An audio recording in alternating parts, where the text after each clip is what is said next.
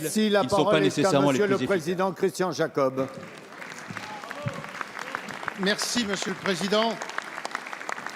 Monsieur le Premier ministre, en utilisant l'article 49.3, en passant en force, en piétinant ainsi l'Assemblée, vous reconnaissez que le pouvoir que vous exercez avec François Hollande est usé jusqu'à la corde. La France n'a jamais connu une telle déliquescence du couple exécutif dans son histoire politique récente. Durant quelques mois, vous avez certes joué le rôle de pare-feu pour François Hollande, mais vous ne le jouez plus. La réalité est que François Hollande est devenu monsieur 88% de défiance et vous, monsieur 80% d'impopularité. Vous êtes le chef de gouvernement de la Ve République, le plus impopulaire, le plus rejeté par les Français, le plus honni par les vôtres. Ce rejet tient à l'image que vous renvoyez de vous-même, monsieur le Premier ministre, incapable de dialoguer, incapable de réformer. Mais ce rejet tient surtout dans le bilan de la France, votre bilan de la France, qui n'est rien d'autre qu'un dépôt de bilan d'un pays qui a gravement décroché depuis 4 ans. Cette défiance tient au mensonge de François Hollande, qui a trahi ses électeurs.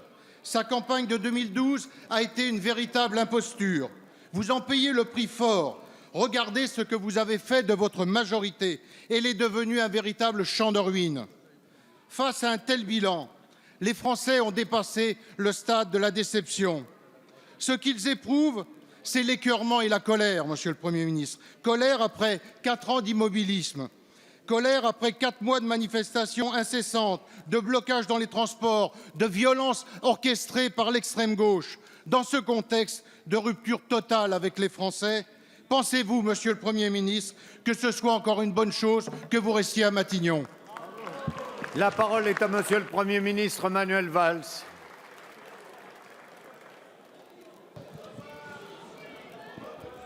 Monsieur le Président Jacob, vos questions se suivent, ce sont les mêmes. J'essaierai d'être donc sur la même veine, dans la même veine. Je prends d'ailleurs vos attaques personnelles comme venant de vous autant de compliments, honnêtement, au stade de la discussion. Et d'ailleurs, assez étonnamment, dans une part, Monsieur Jacob, je vous ai écouté, c'était agréable à entendre, donc si vous voulez bien m'écouter quelques instants. D'ailleurs, ce qui est assez étonnant, peut-être pas d'ailleurs, c'est qu'on retrouve dans vos expressions, alors plus personnelles, je dois dire, des arguments qu'on peut parfois entendre ailleurs. Mais là n'est pas l'essentiel. Oui.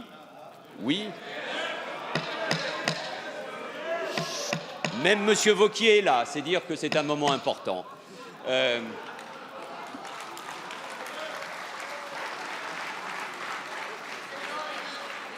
Alors, je réponds, oh, Monsieur Jacob, ça arrive à tout le monde d'en gagner et d'en perdre. Et si vous êtes là, minoritaire, c'est parce que vous avez perdu les élections en 2012.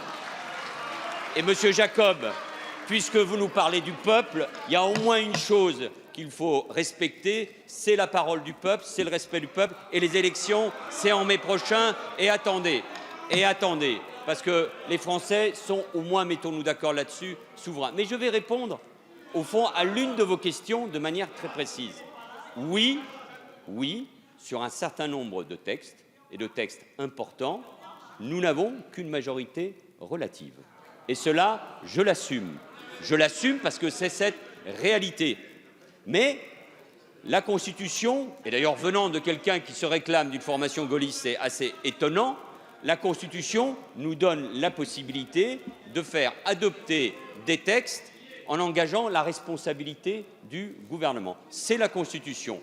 Une motion de censure ou des motions de censure peuvent être déposées. Si ces motions de censure sont adoptées, c'est arrivé une fois sous la Ve République, chacun en tire les conséquences. Mais je respecte la Constitution, et puisqu'il n'y a pas de majorité alternative, y compris sur ce texte, parce que reconnaissons-le, le texte travail porté par Myriam El Khomri, les critiques sont de nature différente. Il y a ceux qui disent qu'il n'y a rien, ou qui proposent d'ailleurs leur projet, et c'est tout à fait normal, nous l'avons vu au Sénat, et il y a ceux qui disent qu'il y en a beaucoup trop et qui manifestent leur opposition ici au Parlement ou dans la rue. Et donc dans ces moments difficiles pour le monde, pour l'Europe, suite au Brexit, y compris pour notre pays, face aux défis qu'il affronte, malgré des résultats économiques qui, aujourd'hui, vont dans le bon sens, malgré la maîtrise, parce que, franchement, Monsieur Jacob, ministre de l'Intérieur, aurait aussi pu vous répondre. Vous décrivez une situation, je sais bien que c'est le jeu de l'opposition, d'exagérer, d'être dans la caricature, mais très honnêtement, on pourrait d'ailleurs parler de ceux qui nous proposaient, il y a quelques semaines, par exemple, d'annuler les fan zones, voire de reporter l'Euro de foot, voire d'annuler, il y a quelques mois, la COP 21. Donc, soyons sérieux, restons, de ce point de vue-là, maîtres de ce qu'est la réalité du pays. Monsieur Jacob, s'il n'y a pas d'alternative à ce texte, j'ai en effet engagé ma responsabilité, c'est de ma responsabilité, c'est de l'idée que je me fais de l'exercice du pouvoir, et comme Premier ministre, je continuerai avec cette majorité relative à gouverner, parce que c'est ça le mandat que j'ai reçu des Français.